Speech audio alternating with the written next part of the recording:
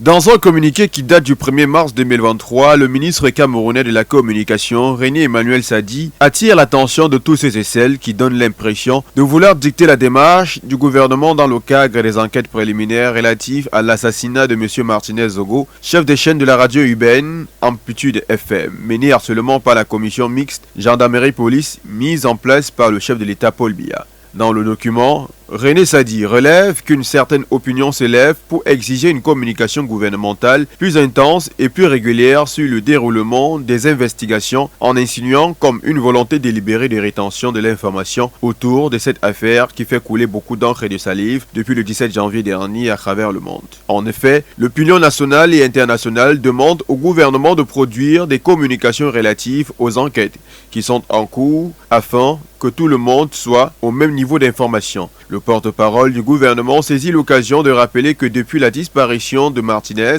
5 interventions publiques par voie de communiqué de presse ont été faites par la présidence de la République et le gouvernement pour condamner ce crime odieux. Dans le même temps, il souligne que ces sorties visaient en principe à assurer aux uns et aux autres que les procédures en cours permettront d'établir l'identité et les responsabilités de toute personne impliquée dans cet assassinat, par la suite de rédiger tout le soutien du chef de l'État à la profession de journaliste, ainsi que sa détermination à continuer son combat en faveur de la démocratie et pour le primat de la justice. Dans le même ordre d'idées, il saisit l'occasion de faire appel aux dispositions légales en la matière. Selon le ministre, toute communication intervenant sur une affaire alors qu'une enquête de police judiciaire est en cours est encadrée par le Code de procédure pénale qui dispose en son article 102 alinéa 1 que la procédure durant l'enquête de police judiciaire est secrète. Toutefois, le secret de l'enquête n'est pas opposable au ministère public. En revanche, le ministre martèle que l'alinéa 3 du même article réserve aux seuls officiers de police judiciaire la possibilité de publier, après visa du procureur de la République, des communiqués et documents relatifs à certaines affaires dont ils sont saisis.